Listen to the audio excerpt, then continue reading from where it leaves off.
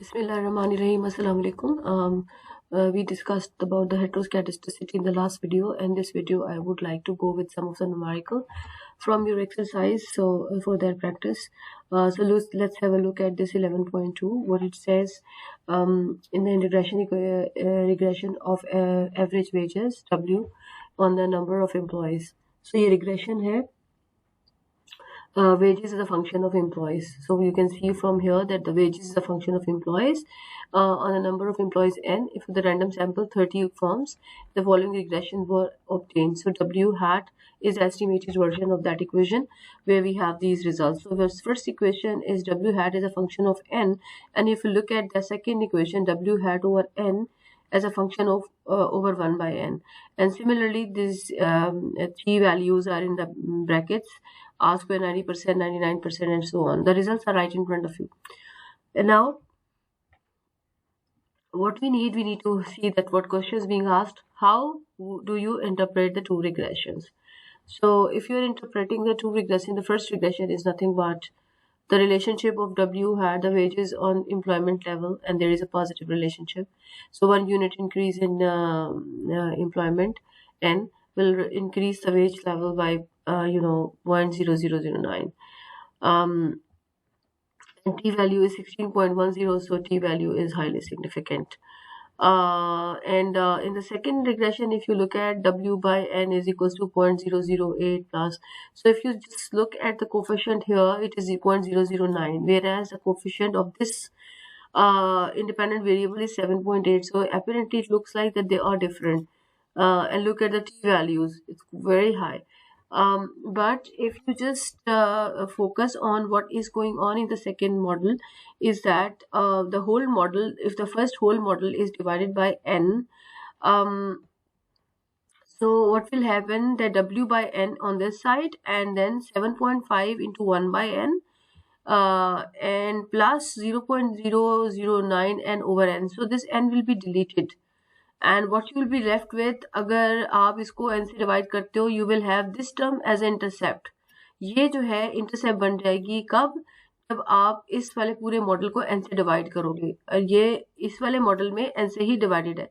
तो गौर करें कि ये जो चीज़ है 0.009, जब हम पहले वाले मॉडल को n से डिवाइड करते हैं, तो this 0.009 is going to be the intercept of the new model.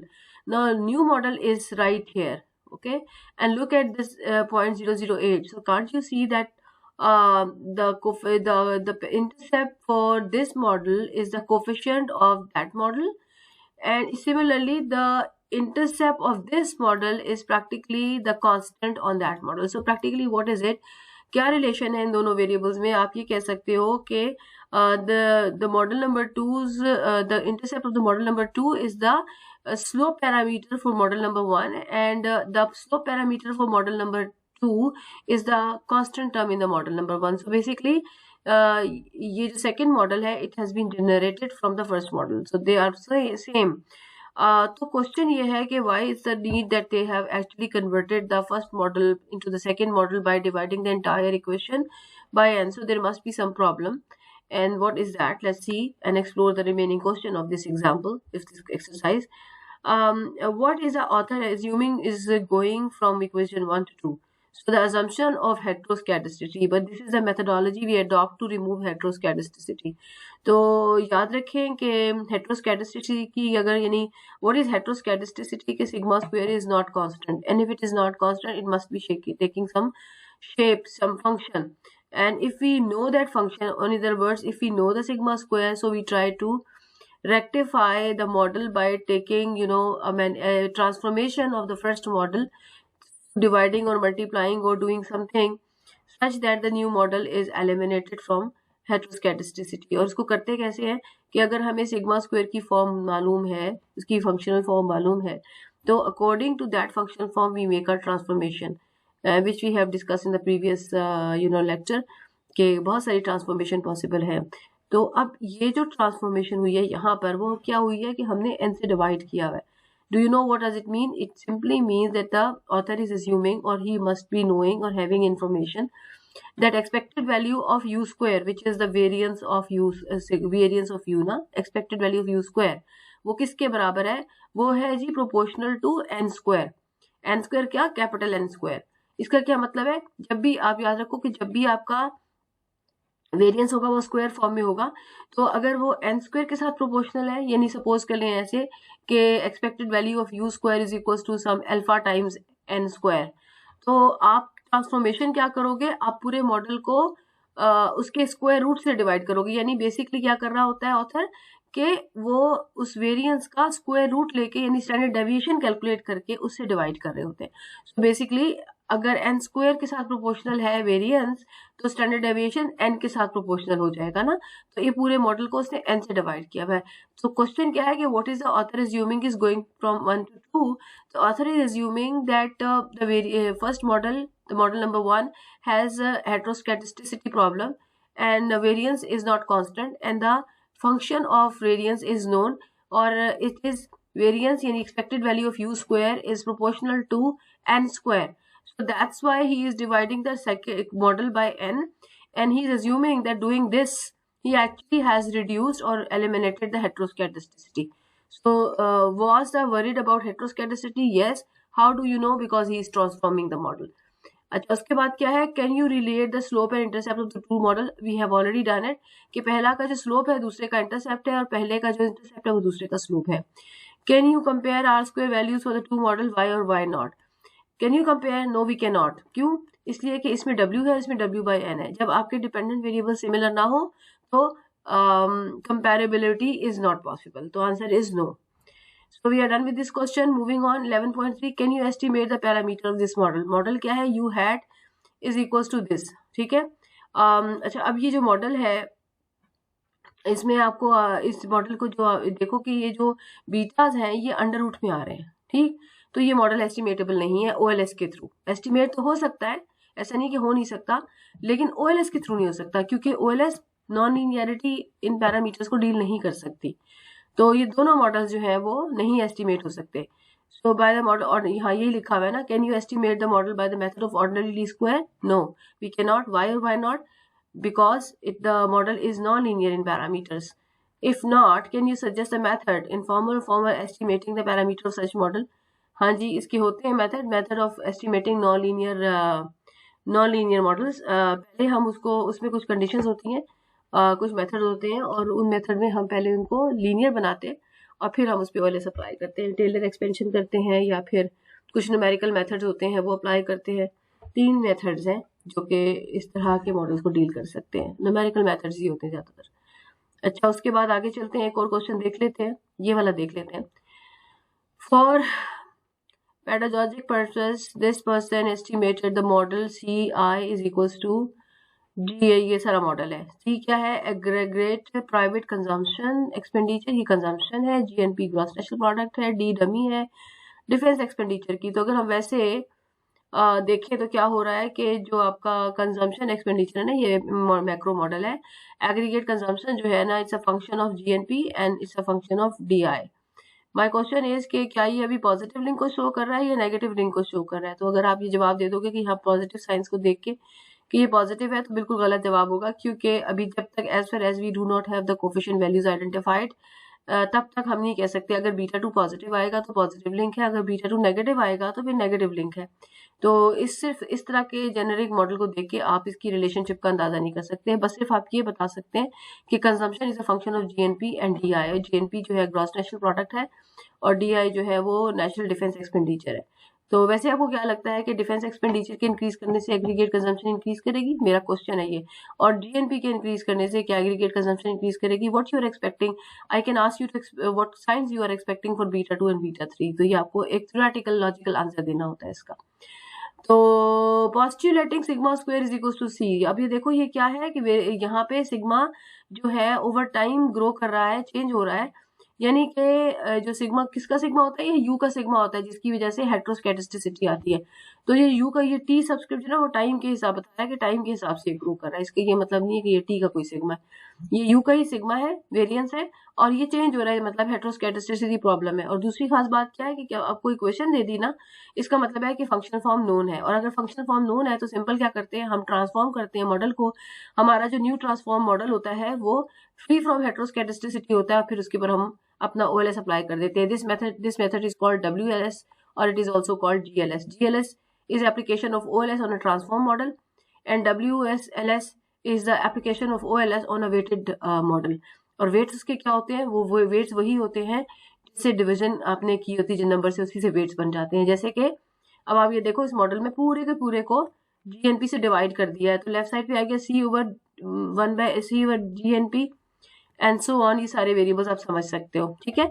अच्छा, अगर मैं इसको ना ऐसे कर लूँ 1/GNP इंटू C, इधर कर लूँ 1/GNP इंटू β1, फिर मैं कर लूँ β2, फिर कर लूँ plus β3 into D3 into 1/GNP, तो एक्चुअली 1/GNP क्या चीज़ है, ये वेट्स है।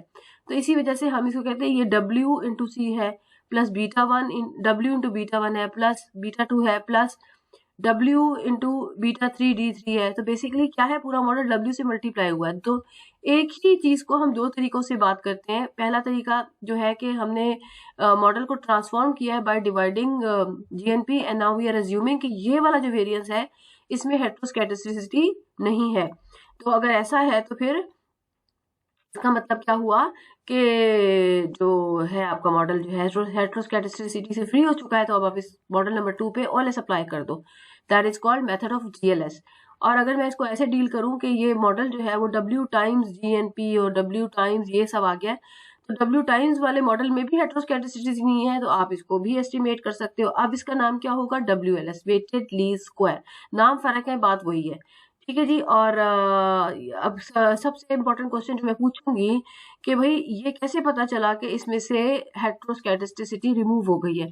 तो आप कहोगे कि भाई इसका ये जो पार्ट है इसका वेरिएंस हमें चाहिए, ठीक है। और वेरिएंस क्या होता है, expected value of this square, ये जो पूरा चीज है, जैसे ये होता है ना एक्सपेक्टेड वैल्यू, जब आप इसका expected value of you square लोगे तो ये क्या आ जाएगा, ये आपका जब आपका सिंप्लीफाई करो, ये आपको खुद करना है, मैंने क्लास में करवाया है, और फिर आप देखोगे कि ये सिंपल जो है ना आपका फ्री फ्रॉम हेटेरो आ जाएगा। Okay, the empirical result based on the data from 46 to 75 और फेलोज, ये सारे उसके रिजल्ट दिए, दोनों मॉडल्स को एस्टिमेट कर लिया है। अगर हम वैसे एक नजर डालें तो क्या हो रहा है कि GNP के साथ C इंक्रीज कर रहा है और डिफेंस एक्सपेंडिचर के साथ C डिक्रीज कर रहा है। इसी तरह से ये सेम यहाँ पे ये साइंस वही है, कोफिशिएंट्स की वैल्यू जो है आप देख लो कि वो वही उसी तरह से मैंने जो आपको बताया था। जरा गौर करें कि सेकंड मॉडल और फर्स्ट मॉडल की कंपैरेबिलिटी वही कि आपके कोफिशिएंट के देखो कि इसमें जो ये वाला कोफिशिएंट है ना, ये वाला, हाँ ये आएगा जी यहाँ पर, कहाँ पर आएगा ये, अगर आप इसको GNP से डिवाइड कर देते हो तो बेसिकली नहीं डिफरेंट आएंगे, डिफरेंट आ रहे हैं, इसमें कंपेरेबिलिटी नहीं है। इसको अगर आप इसे GNP से डिवाइड कर देते हो तो ये इंटरसेप्ट आना चाहिए, नहीं डिफरेंट ही सही सेम आ रहा है। तो अगर आप इस वाली इक्वेशन को GNP से डिवाइड कर देते हो ना तो ये कोफिशिएंट आना चाहिए ना, तो इस कोफिशिएंट से GNP उड़ जाएगा, सो बेसिकली नेक्स्ट मॉडल में ये इंटरसेप्ट बन जाएगा। तो ये देखो इसका स्लोप पैरामीटर इसके इंटरसेप्ट के बराबर ही है। इसी तरह से कंपेरेबिलिटी बाकी जगहों पे भी कर सकते हैं। तो ये तो हमने एक जनरल इसको देख लिया। अब हम देखते हैं कि सवाल क्या है, what assumption is made by the author about the nature of heteroscedasticity, can you justify it? सवाल ये, जवाब ये है कि author is assuming that the model 1 is having heteroscedasticity problem and the functional form for the heteroscedasticity is mentioned, ये जो मैंने highlight किया like this. So what he is doing के so he is trying to transform the model, and then justification इसकी क्या है कि why we have done it. The justification is that the second model will become free from heteroscedasticity. How we can justify and prove it? By taking the variance of this term, and this term will come as constant variance. ये खुद करना है आपने। Compare the results of the true regression has a transformation on the original model improve the result, that is reduce the estimated and standard error. Why or why not? तो ये जो bracket में पड़ा हुआ है ये पड़े हुए हैं जी standard error, right. Standard error ये कैसे पता चलता है, ये देखो स्टैंडर्ड एरर इन पैरेंथेसिस, तो हमें पता है कि ये स्टैंडर्ड एरर्स ही हैं। या तो यहाँ पे ऐसे ही लिखा होता है, ठीक, ये टी लिखा होता है, इससे पता चल जाता है कि ये स्टैंडर्ड एरर है, ये टी है। और ना लिखा हो तो क्वेश्चन में इंफॉर्मेशन होती है, जैसे मैंने इसको ढूंढा एंड आई फाउंड इट। तो अब देखो स्टैंडर्ड एरर कंपेयर करो जरा, कि स्टैंडर्ड एरर्स जो है वो आप देखो, ये जो कोफिशिएंट है इसके कंपेरेबल है ना, इस सीरीज के नीचे लिखा हुआ है। तो ये 0.00 से लेके 0.0068, सो कम तो नहीं हुआ, ज्यादा ही हुआ है। और ये 2 यहाँ पे कम हुआ है और यहाँ पे भी कम हुआ है। आर स्क्वायर की कंपैरिजन में देखें तो वो भी तकरीबन रीजनेबली हाई है, सेकंड वाले का भी। तो आगे चलते हैं, कंपेयर द रिजल्ट। ये हो गया। Can you compare R square of the two models? Answer is no. Why? Because the two models have different dependent variables. So here we go with this. So I'm done with the discussion of the questions from heteroscedasticity. Okay जी, अब नया topic जो है वो है auto correlation. That is the last chapter of the syllabus. And I will upload a small detail related to autocorrelation. So what is autocorrelation? First of all, we'll have to see कि autocorrelation होता क्या है, and how do we detect it? What are the consequences we have if we estimate the model through OLS if the problem of autocorrelation is there? What is the formal method of detecting? What is the graphical method for detecting? And these kind of discussion we are going to do today in this lecture. So let's see the autocorrelation problem first of all. So if you just have a look at what is autocorrelation, though I'll take a notebook, OneNote. So I will write in it. Okay, draw.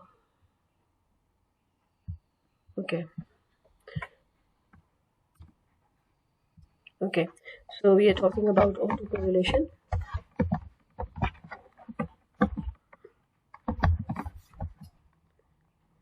That's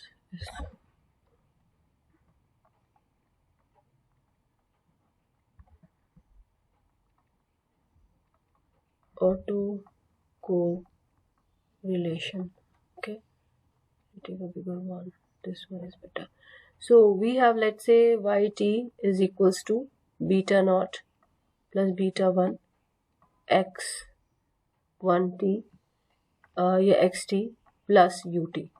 Why I'm writing t in the subscript? Because now we are considering that the model we are estimating with is a time series, because autocorrelation is mostly the problem of time series data, right? And I'll tell you the reasons. So this is the model, and what is autocorrelation? That let's say we have CLRM on ut, so E of ut is 0 as it is. We had E of ut square is equals to sigma square, so no hetero, because this is not where we are discussing hetero. And if E of ut and ut ui कह लें आप इसे, ui and uj is not equals to 0. Now what is ui and uj? The random term, ith random term and jth random term. If they are interlinked, then this is called the problem of autocorrelation. Autocorrelation of two types. One is called autocorrelation and other is called serial correlation. Now what is the difference between autocorrelation and serial correlation? So let me explain it. Autocorrelation is like this. Now you will tell me yourself that what is it? Or better, I should say, expected value of ut and ut minus 1 is not equal to 0. This is first thing. And second is expected value of ui and sorry, just a minute. This is, just erase it. So let me take this again. So expected value of u t and vt is not equal to 0. What is the difference in two? The first one is where we are talking about the relationship of the ut terms, but the same series, there is a same series and different values of random terms are related to each other. Then it is called autocorrelation. Whereas if we have two different series and their random terms are related to each other, then it is called serial correlation. Okay, so this is another problem we discuss in autocorrelation, because random terms are linked, either they are from the same series or they are from the different series. So if I just further manipulate the first one, तो मैं कैसे लिखूंगी कि ut is equals to rho time ut minus 1 plus let's say epsilon t. Now minus 1 is less than equals to rho is less than equals to 1. What does it mean? Okay, there is a link between ut and ut minus 1, and this link is developed through some rho variable, and this rho coefficient is having the values from minus 1 to positive 1. If rho is equals to 0, see there is no link between ut and et. So that is, if rho is 0, no link, so no auto. So if it is different from 0, that is it is an auto problem. So if it is different from 0, what values it will take? It will be taking values from minus 1 to plus 1. So if it is if the rho is equals to minus 1, this is perfect negative autocorrelation, and if is rho is equals to plus 1, then this is perfect positive autocorrelation. Okay, or it can take any value from minus 1 to plus 1. Another important thing about this is कि जो इसमें ET पड़ा हुआ है, it is a random term, and what the this ET satisfies all CLRM assumption, यानी it has zero mean, it has constant variance, and it does not have any autocorrelation problem, right? So this is a mathematical functional form for the autocorrelation when there is a UT of the same series are related with each other. Now what is the second serial correlation thing? So for that, let's say we have like yt is equals to alpha plus alpha naught plus alpha 1 x xt plus ut, and another series zt is equals to beta naught plus beta 1 let's say z t minus 1 plus vt. Now see, x is this y is another series and z is another series, and if I find that there is a link between ut and vt, then it is not equal to 0, then it is called serial correlation, right? So these are the two versions of the correlation which I talked about in which exist in random term, right?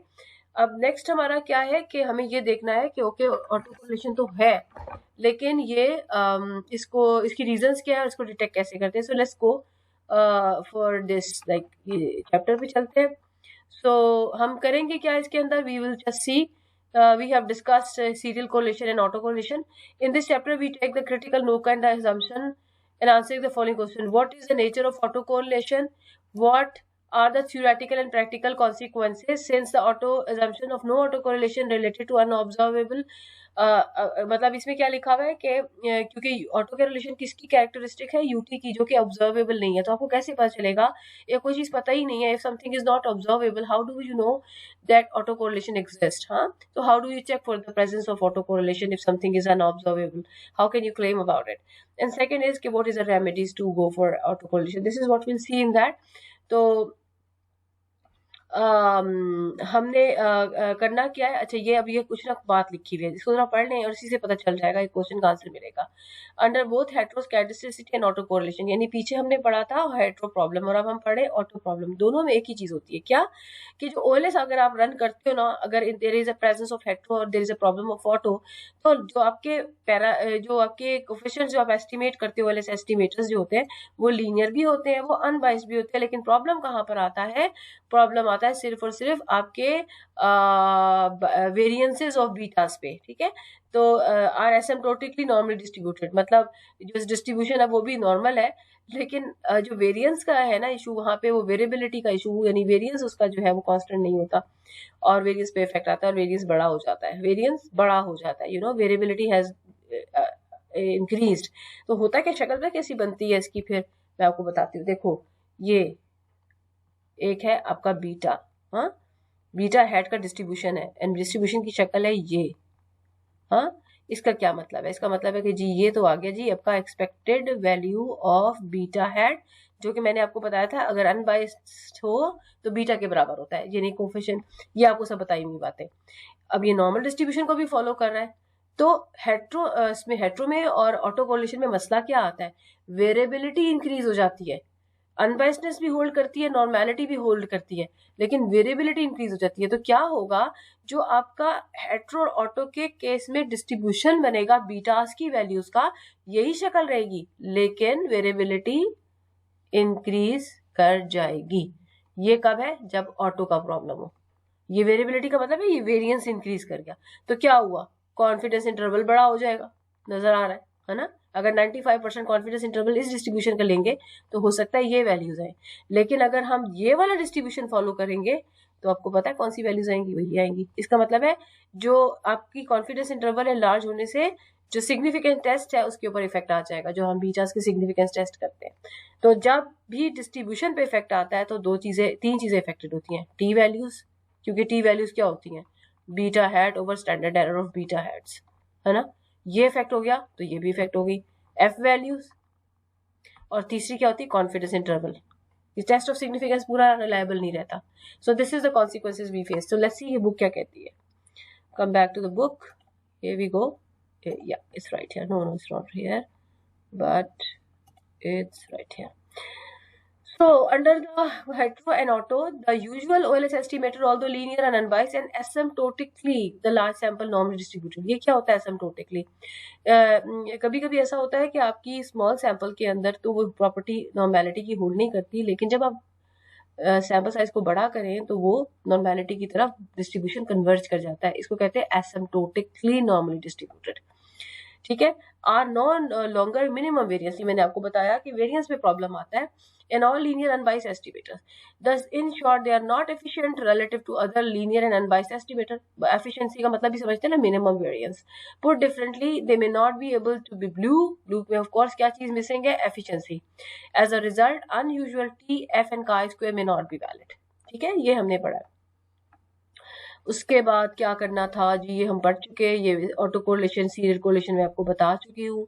अब reasons क्या है, what are the ये क्या है, there are several reasons. एक है inertia. Inertia का मतलब क्या होता है, इनर्शिया को वैसे कहते हैं, उर्दू में कहते हैं जमूद, किसी चीज का कम चेंज होना।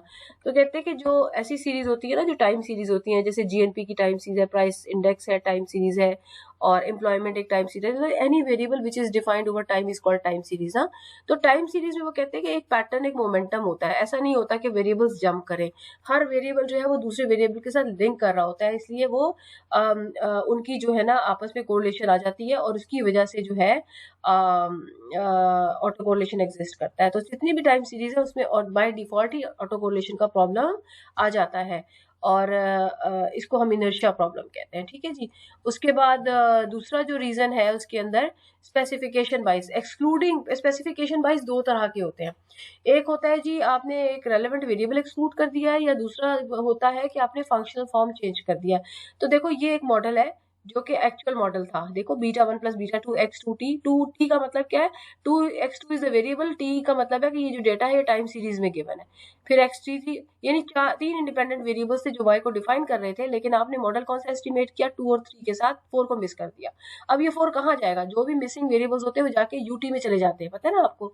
यानी इस मॉडल की वीटी में ये x पड़ा हुआ है, और x एक सिस्टमैटिक वेरिएबल है, इसका मतलब है वीटी सिस्टमैटिक हो गया। वीटी सिस्टमैटिक हो गया तो जो सिस्टमैटिक ही होना तो उसका ऑटो कोरिलेशन है, ये अपने पिछली वाली टर्म्स के साथ लिंक कर जाएगा। VT is a function of VT minus 1। चलो जी, ऑटो कोरिलेशन आ गया, ये देखो लिखा हुआ भी है, ये आ गया, नजर आया। तो ये इसको ऑटो कोरिलेशन है। फिर दूसरा क्या है कि स्पेसिफिकेशन वाइज वो होता है कि जी फंक्शन फॉर्म आप गलत कर दो, आपकी बनती ये थी डेटा के हिसाब से, आपने कर ली लीनियर, तो क्या होगा, ऑटो कोरिलेशन इससे भी आ जाएगा। ठीक हो गया।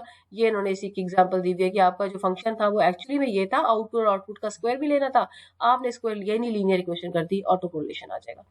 ठीक है। उसके बाद कॉबे फिनोमेना के सप्लाई जो है वो पास डिसीजन पे बेस करती है, तो एंड सो ऑन, जहाँ पे भी टाइम सीरीज आएगी वहाँ ऑटो होगा। लैग्स का क्या मतलब है कि जो इन कंजम्पशन है ना, कि कोई वेरिएबल, कुछ ऐसे फंक्शंस होते हैं जो अपने पास्ट वैल्यूज पे बेस करते हैं. जैसे today's consumption of a person will not only be, मतलब consumption is a function of income, we know it, but at the same time consumption is also dependent upon what is your past level of consumption ना.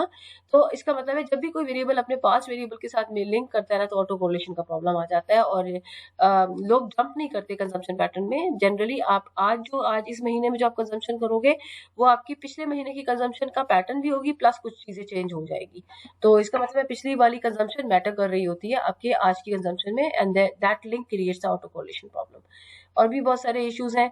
अच्छा, उसके बाद ये issues तो हम बस जो 2-3 कर लिए काफी हैं. मूविंग ऑन, ये एक चीज मैंने आपको दिखानी थी जो कि डायग्राम्स बनी हुई है, तो वहां बनाने में टाइम लगेगा. मैं आपको यहाँ बनी हुई है दिखा देती हूँ. ये क्या बनाया हुआ है? ऑटो कोरिलेशन की डिटेक्शन है, ग्राफिकल मेथड है.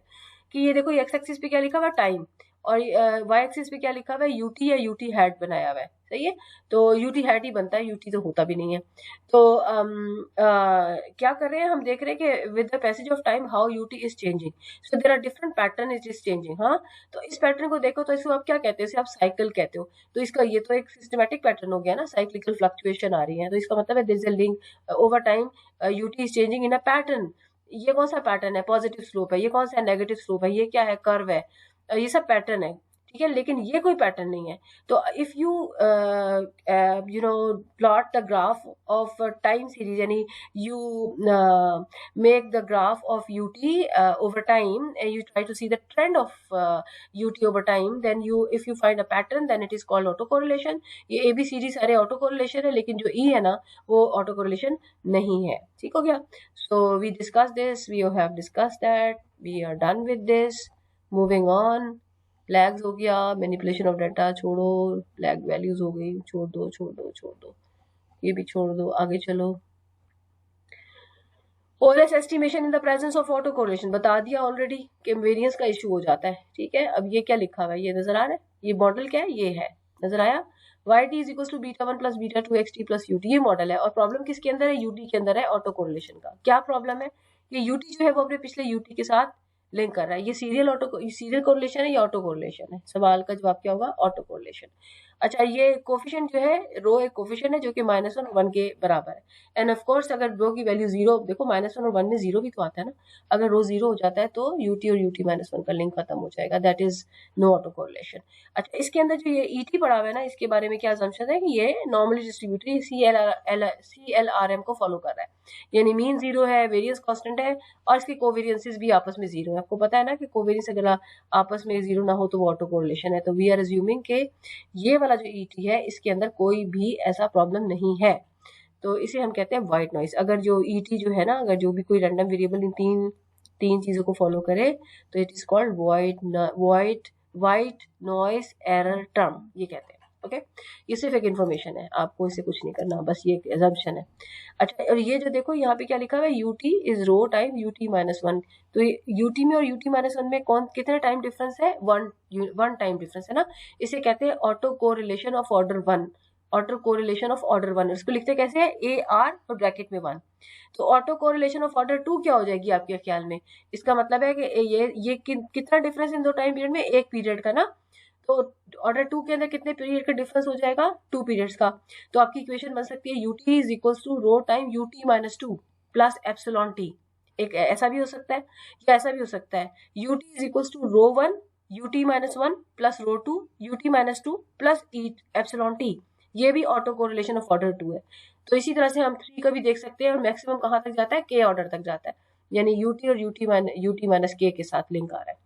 ये जी देखें, ये आया हुआ है यूटी. ये इक्वेशन देखें, u t is rho 1 u t -1 plus rho 2 u t -2 plus epsilon 2 is AR2. ठीक हो गया. तो ये first order second order auto correlation है. ये बस ये एक इन्फॉर्मेशन है. ये भी आपने कर लिया. अच्छा, ये भी छोड़ दे, मुश्किल बातें हैं, आसान वाली बातों पे आते हैं, आसान काम करते हैं.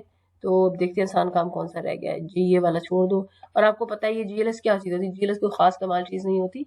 बस आपने मॉडल में से कोई भी प्रॉब्लम जो है उसको किसी ट्रांसफॉर्मेशन के साथ खत्म करना होता है इकोनोमेट्रिक प्रॉब्लम को. जब वो आपके मॉडल उससे फ्री हो जाता है, नई ट्रांसफॉर्म्ड इक्वेशन आ जाती है, तो उस पर OLS अप्लाई कर दो, तो उसको क्या कहते हैं? GLS. ये इसके लिए भी होल्ड करता है. ओके जी. उसके बाद आ जाए जी consequences in the presence of auto correlation मैंने आपको पहले बता दिया है। ये देखिए वही ग्राफ है जो मैंने बना के आपको दिखाया, ये हम कर चुके हैं। इसको फर्दर और डिटेल में हम नहीं करेंगे क्योंकि हम मैथमेटिकल प्रूफ्स नहीं करते, हम सिर्फ थ्योरी तक रहते हैं। So we move on, Monte Carlo को छोड़ते आगे चले। ये क्या हो रहा है जी, लेट्स मूव ऑन। जो इम्पोर्टेंट चीज़ है, मैं एक टेस्ट की तरफ जाना चाहती हूँ जिसे कहते हैं डर्बन वाटसन टेस्ट, और वो बहुत ज़्यादा मशहूर टेस्ट है इस ऑटो कोरिलेशन के लिए, इसको डिटेक्ट करता है। तो I just want to go through the details of auto correlation, और मैं ये भी चाहती हूँ कि वीडियो छोटी बने, उसको भी बड़ा ना हो, ताकि आप आसानी से उसको डाइजेस्ट कर सको। So here we go with the Durbin Watson test. ये किस चीज़ का टेस्ट होता है? ये ऑटो कोरिलेशन को मेजर करने का टेस्ट होता है। The most celebrated test for the detecting serial autocorrelation is that of by Durbin-Watson. It's probably the Durbin-Watson D test. इसका पूरा नाम है Durbin-Watson D test. D test क्यों? क्योंकि ये D स्टैटिस्टिक्स है, जैसे chi स्क्वायर F T सब स्टैटिस्टिक होती है, इस तरह D स्टैटिस्टिक होती है, ठीक है। और ये क्या है D? ये भाई ये फार्मूला लिखा हुआ है, ठीक है। ये फार्मूला लिखा हुआ है UT माइनस हेड। ये UT हेड कहाँ से आए होंगे भाई? आपकी जो ओरिजिनल इक्वेशन है ना, उसको आपने OLS से एस्टिमेट किया होगा, रिगार्डलेस ऑफ द फैक्ट कि वो उसमें ऑटो कोरिलेशन है या नहीं है। अभी तो आप डिटेक्ट करोगे, आपको क्या पता है कि नहीं है।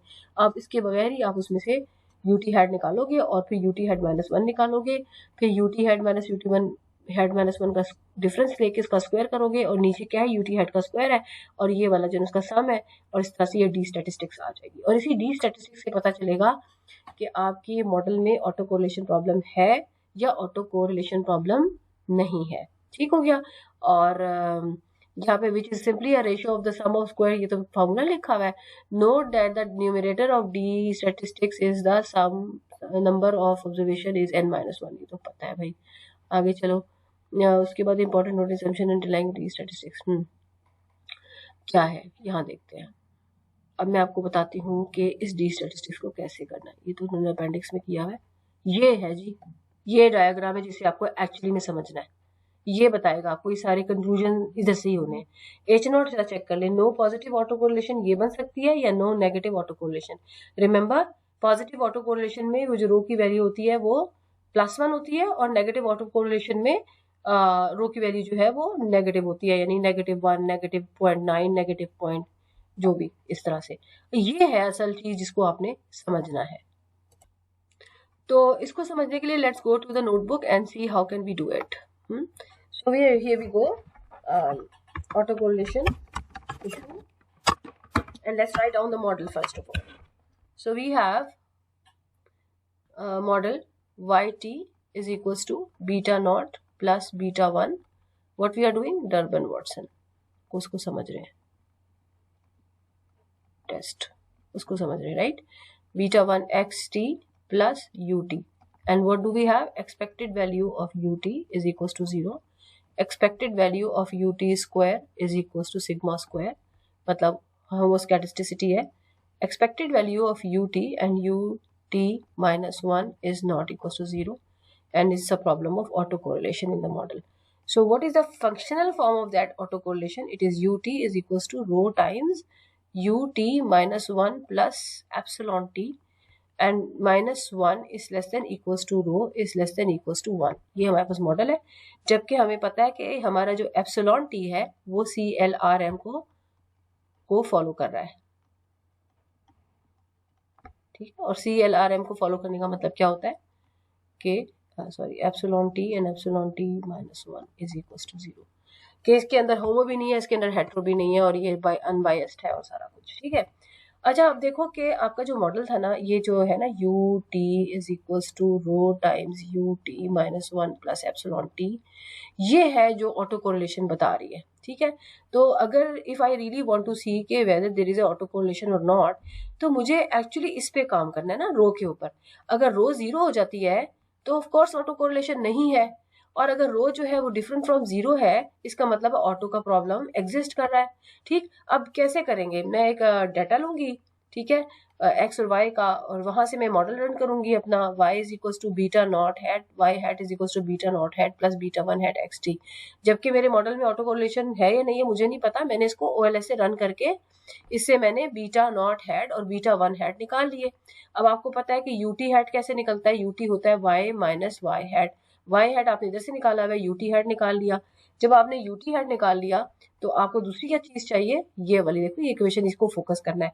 आपको यूटी माइनस वन हैट चाहिए। इसका मतलब है कि आपने जो है पिछले वाले सालों का जो है ना वो आपने ये data UT hat minus one ले लेना है। उसके बाद जब आपके पास ये आ गया ना तो फिर आपको क्या करना है कि आपको पता है कि रो हैट की वैल्यू क्या है। अच्छा आप देखो कि you have got rho hat, sorry आपके पास मॉडल क्या था कि U T hat is equals to rho hat U T minus one hat plus ये है, सही है, तो प्लस एप्सिलॉन हैट, एप्सिलॉन। तो एक्चुअली आपको जो ये निकालना है ना रो हैट, वो किसके बराबर आएगा, वो ओएलएस रिग्रेशन, जब हम इस पे भी ओएलएस लगाएंगे, ओएलएस, ठीक है, तो आपके पास रो हैट एस्टिमेट होके आ जाएगा। अभी आपके पास रो हैट नहीं एस्टिमेट हुआ, अभी आपके पास यूटी हैट और UT hat minus one estimate हुआ है, ठीक है। तो अब आपने क्या करना है, रो हैट एस्टिमेट करना है। उसके लिए इस इक्वेशन को ओएलएस से एस्टिमेट करेंगे तो आपके पास रो हैट आएगा। और वो क्या आएगा, फॉर्मूला हमारे पास होता है ना, वो याद है ना, अगर आपके पास y is equals to beta naught plus beta one X हो तो समेशन एक्स वाई और वो सारा कुछ वही फॉर्मूला यूज कर रहे हैं। तो ये आ जाएगा summation U T hat U T minus one hat over summation U T hat square, ठीक है। ये हमारे पास फॉर्मूला, यानी अब देखो इसमें कोई भी ऐसी चीज नहीं है जो मेजरेबल नहीं है, तो इसको हम एस्टिमेट कर लेंगे इस तरीके से। अब यूटी हेड की वैल्यू आ गई, भाई यूटी हेड की वैल्यू आ गई तो क्या आप करेंगे, आप क्या देखोगे, हमारा क्लेम क्या था कि यूटी हेड सॉरी रो हेड अगर जीरो है तो कोरिलेशन नहीं है, और अगर नॉन जीरो है तो कोरिलेशन है। अब सपोज करो यहाँ पे तो नंबर आ जाएगा, तो would you determine right from there that whether the correlation is existing or not, or there is something else is to be done. If you say yes, right from the row hat value you can tell whether the autocorrelation is there or not. So the answer is wrong. Why? Because whatever we do it statistically, we just check the statistical significance of it, right? इसका मतलब है कि ये तो एक sample का result है ना, इसकी बेसिस के ऊपर आप कोई क्लेम नहीं कर सकते क्योंकि ये सैंपल का रिजल्ट है। सो इसका मतलब है कि you will have to do a repeated sampling and you will have to come up with what kind of row hat value you are going to have for all the estimation you are doing. And since we do not repeat the estimation, so we go for test of significance, which actually tells that if you are going to repeat this estimation multiple time, तो फिर आपका जो sigma है वो क्या closer to zero आता है या डिफरेंट फ्रॉम जीरो आता है, which the null hypothesis you make and then you come for it. तो अब अगर यहाँ तक देखें तो क्या किया हमने, हमारे पास एक मॉडल था जिसमें ऑटो कोरिलेशन का प्रॉब्लम था, उसकी फंक्शनल फॉर्म थी, हमने उसको एस्टिमेट किया और उसके मैंने स्टेप्स आपको बताया कि आपने पहले क्या करना है, फिर क्या करना है, और फाइनली रो हेड कैसे एस्टिमेट कर लेना है। यहाँ तक तो आ गया कि फिर आपने उसका टेस्ट ऑफ सिग्निफिकेंस कर लें। लेकिन डर्बन वाटसन क्या है, अब मैं बताती हूँ आपको डर्बन वाटसन क्या है। Let me go to the book and let me tell you what is Durbin Watson right here. So ये तो आपने कर लिया, ठीक है। डर्बन वाटसन होती है डी स्टैटिस्टिक्स, हाँ, और डी स्टैटिस्टिक्स जो होती है वो क्या होती है, वो होती है जी ये मैं आपको बताती हूँ, ये एक मिनट, कहाँ गया डर्बन वाटसन, यहाँ पे वही वाला फॉर्मूला नहीं लिखा हुआ, ये मैनिपुलेटेड फॉर्मूला लिखा हुआ है क्योंकि उन्होंने इसको अपेंडिक्स में किया हुआ है। मैं आपको वैसे बता देती हूँ कि डर्बन वाटसन क्या होता है, फिर हम इस पे वापस आते हैं, ठीक है। ये हमारा है, तो डर्बन वाटसन डी स्टैटिस्टिक्स जो होती है, डर्बन वाटसन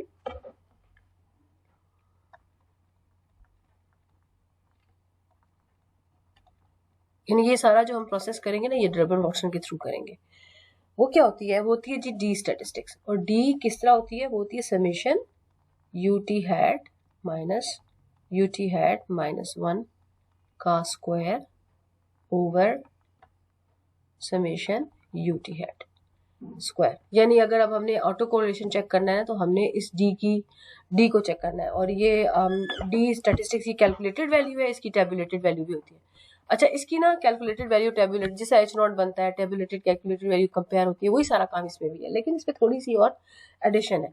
वो क्या है कि आप सपोज इसको देखो स्क्वायर एंड इसको खोल सकते हो, तो D is equals to summation, अगर इसको खोलते हैं आप तो ये आएगा U T hat square plus U T minus one hat square minus two time ये फर्स्ट फॉर्मूला जो है second formula U T minus one hat, हाँ, और whole divided by summation U T hat square.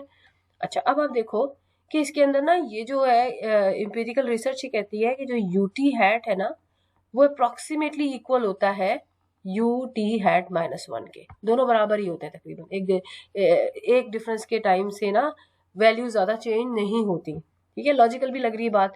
तो हम क्या करेंगे, हम यू टी माइनस वन की बजाय U T hat minus one को यू टी हैट से रिप्लेस कर सकते हैं। तो we apply it, so we will write U T hat square plus, इसको भी हमने क्या कर लिया, यू टी हैट कर लिया, यू टी हैट स्क्वायर ही कर लिया क्योंकि हम ये अज्यूम कर रहे हैं, ठीक है। और minus 2 times you T minus one, ये भी हैट्स है राइट, और divided by summation U T hat square. अच्छा अब देखो, क्योंकि ये अप्रोक्सीमेटली इक्वल है ना, तो यहाँ पे हम इसको अप्रोक्सीमेशन का लाइन डाल देंगे कि ये जो डी है ये एग्जैक्टली डी नहीं है बल्कि अप्रोक्सीमेट डी है। अच्छा ये हो गया। अब आगे क्या करना है, आगे हमने ये करना है कि जब ये दोनों एक जैसी टर्म्स है ना, इनको इकट्ठा कर लो। सो समेशन, ये अप्रोक्सीमेशन है right, 2 you T hat square minus 2 time you T minus one hat divided by summation U T hat square, ये भी ठीक हो गया। उसके बाद क्या करना है, उसके बाद हमने क्या करना है कि हम इसको फर्दर सिंप्लीफाई कर लेते हैं। अब आप देखो कि ये यू टी हैट है, ये 2 कॉमन आ रहा है, बाहर आ गया, और यू टी हैट ये भी है, यू टी हैट स्क्वायर ये भी है, ये डिफरेंट है, इसको सिंप्लीफाई करते हैं। Summation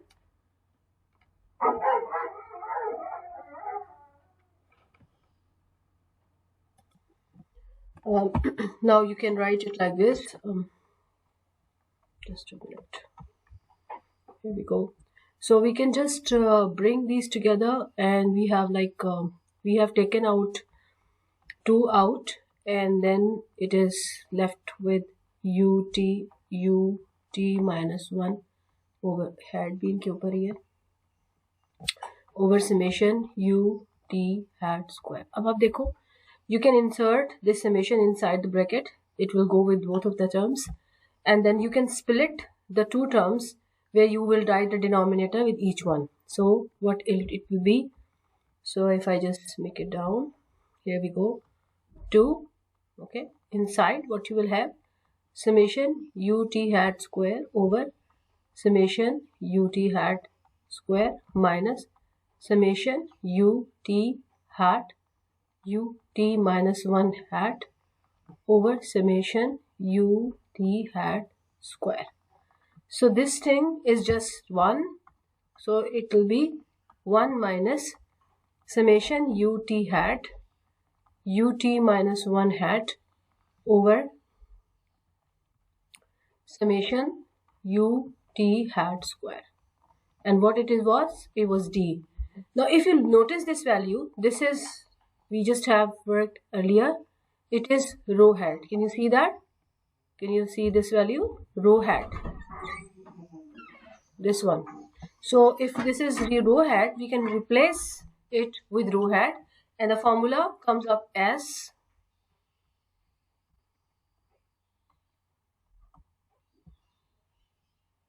the formula will be d is equals to 2 times 1 minus rho hat.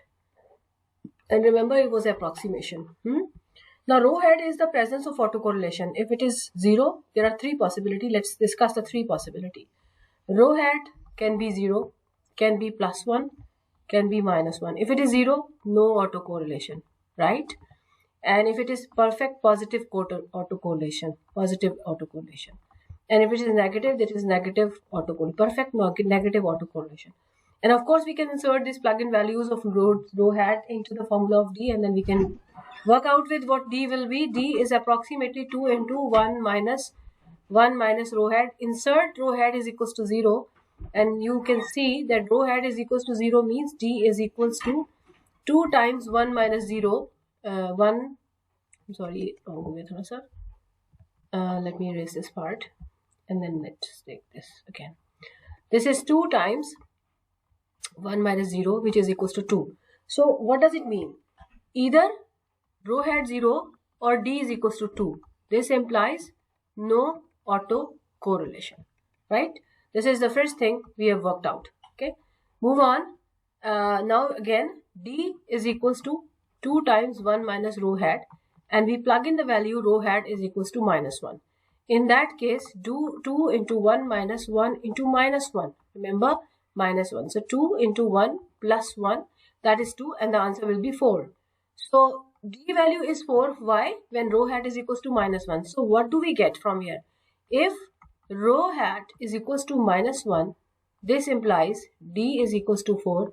This implies perfect negative auto correlation, right? Now let's try with the third formula. D is equals to 2 into 1 minus rho hat, and okay, and just put the value 1 is rho hat is equals to plus 1. So this is 1 minus 1, that is equals to 0. So what do we get from here? Okay, if rho hat is equals to 1, D is equals to 0, it shows perfect positive auto correlation. So we have got actually 3 values. Rho hat can be 0, I better start minus 1, can be 0, and can be 1. And D correspondingly with this is 4, with this is 2, and with this is 0. So this shows if it is perfect negative auto, this shows no auto, and this shows positive auto. So there is a criticism on this method, which I'll explain in 1 minute. So what actually you have 3 possibilities of the D and rho values, and then corresponding conclusion regarding. Now if you look at D values starting from 0 going maximum till 4. So if I just make a line, let's draw a line. Let's see, I can get a line from here in the shape this line, write it here. I have a line, suppose I have a line, and then this is 4 and this one is 0, and what is this line is D values, D की values. तो इसके middle में क्या होगा? 0 और 4 के middle में 2 आता है. तो जब आपके पास D की वैल्यू 2 है, यहाँ से जरा देखो, जब आपके पास D की वैल्यू 2 है, इसको हम थोड़ा छोटा भी कर सकते थे, तो पता नहीं. अच्छा जी, जब आपके पास D की वैल्यू 2 है, कट रहा है. अच्छा, जब आपके पास D की वैल्यू 2 है तो रो हेड की वैल्यू 0 है. इसका मतलब है यहाँ पर तो है रो हेड 0. जब D की वैल्यू है 4 तो रो हेड है -1, और जब D की वैल्यू 1 है तो रो हेड है 0. रो हेड है सॉरी मैं उल्टा बता रही, जब D की वैल्यू 0 है तो रो हेड है 1. तो 1 का मतलब है for the value when rho hat is 1 or D is 0, it is perfect positive autocorrelation. इसका मतलब है if the D value is going more closer to 0, that is showing the possibility of perfect positive autocorrelation. And when the rho value is going towards -1, so that is D value is going towards 4, where the rho hat value is -1, that is showing the perfect negative autocorrelation. Whereas as the value of D approaching 2, that shows the zero autocorrelation, right? अच्छा, इसमें एक criticism है. Criticism ये है कि ये एक limit जो है, एक इंटरवल है, उसमें ये D वैल्यू जो है वो डिफाइन नहीं होती. उस लिमिट को हम कहते हैं उसकी D की upper lower limit and D की अपर लिमिट. एक इंटरवल है, उस इंटरवल के अंदर जो है कोई डिसीजन नहीं हो सकता. जो D स्टैटिस्टिक्स है वो कोई डिसीजन नहीं ले सकती, इनडिसाइसिव रहती है. वो D lower limit should be lower and upper should be upper. See अब आप देखो, ये D की कोई वैल्यूज होंगी ना जो कि लोअर भी होंगी और अपर भी होंगी. तो lower value has to be smaller than upper value. तो कोई वैल्यूज है, वो कौन सी वैल्यूज है वो मैं बताती हूँ कैसे निकालते हैं, लेकिन पहले हम इसको लोकेट करते हैं. जो D की वैल्यूज होती है ना लोअर एंड अपर, वो एक्चुअली 0 से 2 के दरमियान होती हैं. ठीक है, अब आप देखो लोअर से अपर पे जा रहे हैं ना. अब देखो जैसे जैसे we are moving towards the right, तो 0 से लेके 4 तक वैल्यू जा रही है ना. सो इसका मतलब है D इज इंक्रीजिंग. तो lower value would be somewhere नीचे, है ना, और अपर वैल्यू शुड बी समवेयर ऊपर. जैसे मैंने आपसे बताया कि 0 से 2 के दरमियान लाया करती है. अभी मैं ये भी बताऊंगी ये वैल्यूज निकलती कैसे, लेकिन पहले इसकी लोकेशन देखें. अच्छा, अगर देखें कि यहाँ से यहाँ तक का सेगमेंट DL है, और मैं इतना ही सेगमेंट इस साइड पे ले लूँ. अब सवाल ये है कि मैं क्यों ले रही हूँ, क्योंकि जो ये इनडिसाइसिव रेंज है वो इस साइड पे भी होती है, 2 से 4 में भी होती है. तो उसे हम कैसे वर्कआउट करते हैं? देखो यहाँ से लेके यहाँ तक क्या है, ये जो अगर मैं इसको डिफरेंट कलर से हाईलाइट करने की कोशिश करूँ, यहाँ से यहाँ तक क्या है, ये सेगमेंट शो कर रहा है DL की वैल्यू को, और D की वैल्यू 0 से शुरू होकर यहाँ तक. तो अगर मैं एग्जैक्टली उतना ही सेगमेंट यहाँ के लेफ्ट साइड पे निकाल लूँ, तो अब मुझे बताओ, अगर ये वैल्यू 4 है तो ये वाली वैल्यू 4 से ज्यादा होगी या 4 से कम होगी? 4 से कम होगी। कम होगी तो कितनी कम होगी? बिल्कुल उतनी ही जितना ये सेगमेंट है। और ये सेगमेंट किसके बराबर है? यहाँ हमने देखा कि ये डीएल के बराबर है।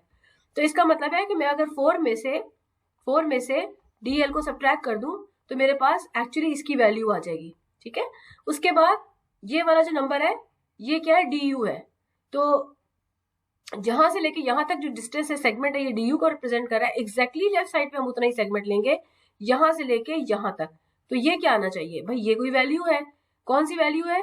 ये डी की कोई वैल्यू है। कहां से आएगी? ये मैक्सिमम नंबर तो 4 है, तो इससे छोटा ही आएगा। कितना छोटा आएगा?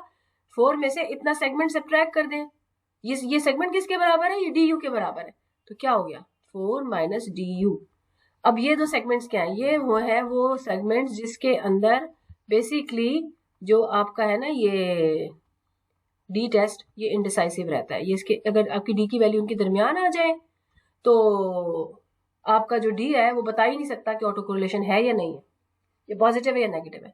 अब सवाल ये पैदा होता है कि वैल्यू हमें चाहिए। अब देखो कि ये जो डी और डी यू है ये 0-2 के दरमियान है ना।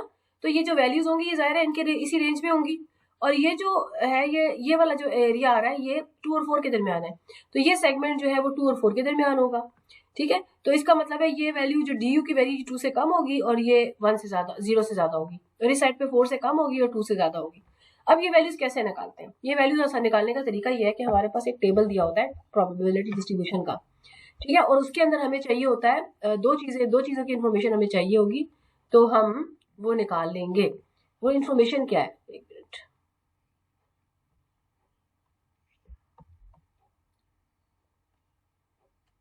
वो इंफॉर्मेशन क्या है मैं बताती हूँ आपको। वो है जी just a minute.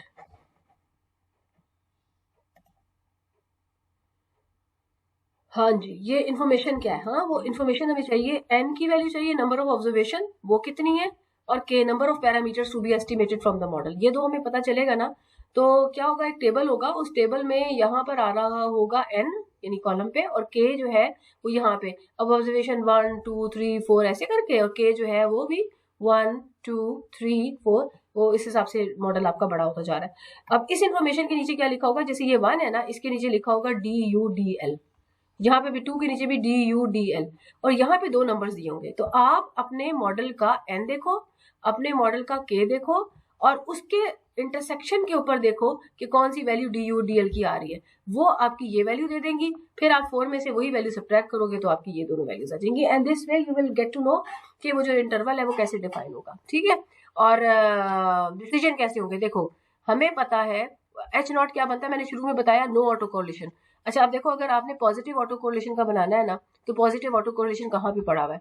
Positive autocorrelation जो है यहाँ पे आपको पता है ना, ये रो पॉजिटिव है। इसका मतलब है इस रेंज में पॉजिटिव ऑटो कोरिलेशन एक्सपेक्टेड है ना, क्योंकि ये वाला रेंज इनडिसाइसिव है और यहाँ तक जाते जाते ऑटो कोरिलेशन 0 हो जाता है।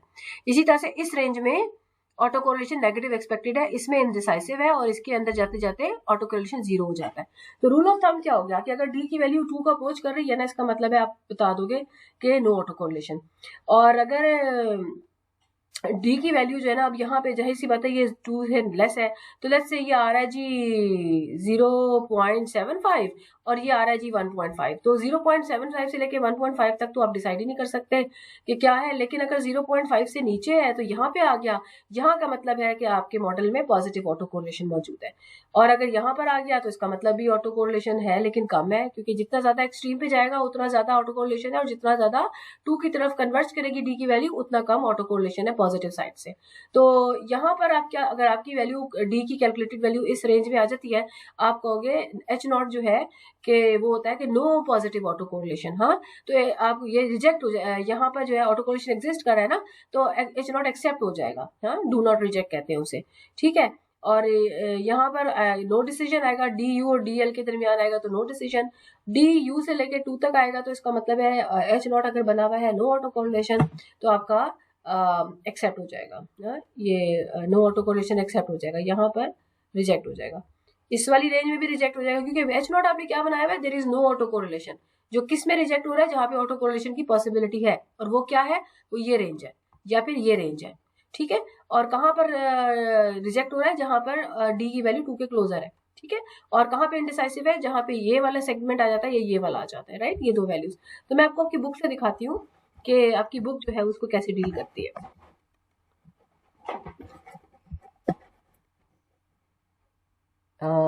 ये आपकी ये है बुक, हाँ, this is your book, right,